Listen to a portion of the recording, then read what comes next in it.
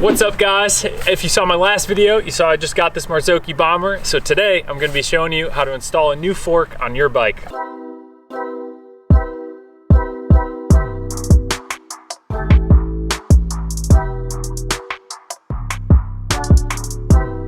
First things first, let's start by pulling off the brake. I guess I could have pulled the wheel out first. Oh well.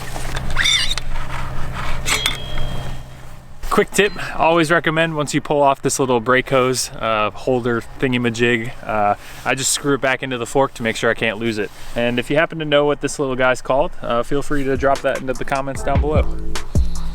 Now that we got those brakes dropped, let's go ahead and start to remove our stem so we can drop the fork.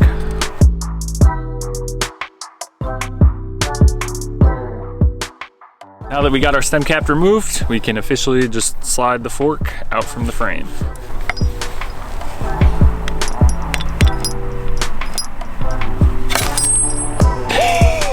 Not always the smoothest, but hey, we were able to get it done. 38's out.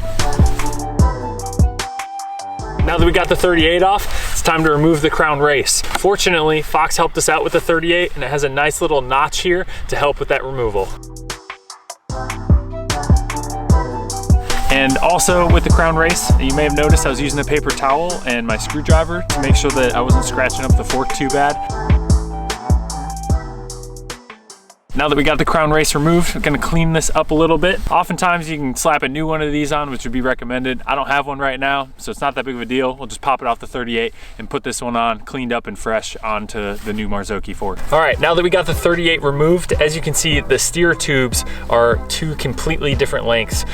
So we're gonna have to cut down the steer on this new Marzocchi. Two things that you're gonna need is you're going to need a ruler, so that way you can properly measure the length of your steer tube. Ride XL frame, so I want to make sure I have enough length for any future head tubes depending on the height. And then of course we'll need a cutting tool. So you can use a pipe cutting tool such as this, or you can use a handsaw. Whatever you do after you cut it, you want to make sure that you smooth it down with a file if necessary so you don't have any burrs on your steer tube before you put it in the frame. While we're spinning this around, if you haven't used a pipe cutter before, you want to rotate it, and every now and again you also want to back it off. And then as you're rotating and you're making a groove here, you just tighten it down a little bit more, not too much. Gradually keep making those turns round and round, and eventually with some time and some patience you'll be able to make your way through and it will cut through the steer. And you can use the same method for handlebars or of course any other pipe you need to cut. So this little piece here, if you're not familiar with it, it's called the star nut. It's actually super important. Without this, your fork is just gonna come right off the end of your bike. This is how you set your tension on your stem, which is what holds the fork into the head tube of your frame. So we're gonna go ahead and tap this in with a hammer, and then we'll be able to mount the fork soon.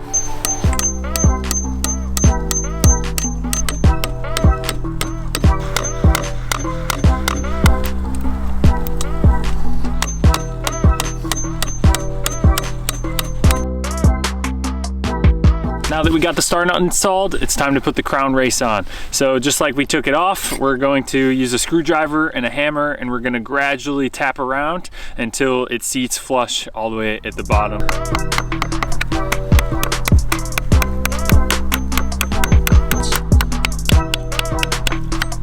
Now the crown race is installed, so it's time to grease it up as well as our headset on our frame, and then we'll be able to slide the fork in. Before we lube up the headset, first we're gonna clean it up and get some of the dirt out from underneath.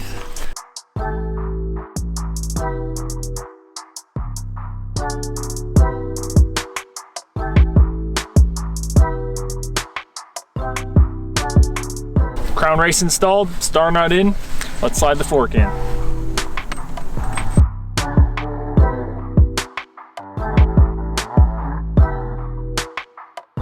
Since we have a little bit higher steer tube, we'll have to add a few more stem spacers to the top.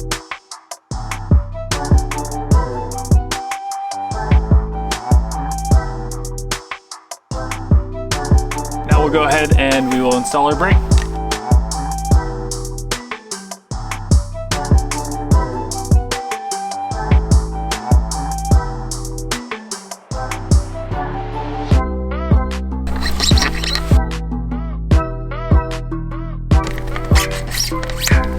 We got that brake installed. Let's toss the bike out of the stand, straighten up our stem, which, by the way, I want to give a special shout out to my great friend JT, the Dusty Dutchman, and the stem cap that he gave me here. Super cool. It's got his channel logo on it. You guys should go check him out. Now, normally fork's installed and you're gonna need a shock pump. However, this is a coil fork, so there's nothing for me to change in terms of air pressure. And there's a coil spring inside. We're not gonna be adjusting that. It's already set for my riding weight. So the only thing left is your rebound adjustment. I'm just gonna set the rebound to the manufacturer's recommendation to start, and then I'll adjust from there after I get it on the trail. All right, now that the fork's installed, that means there's only one thing to do, and that is to go ride it. If you enjoyed this video, be sure to give it a thumbs up, subscribe to the channel, and tell me where to ride next. I got you saying I should have brought lube for this. We'll throw on OnlyFans coming soon.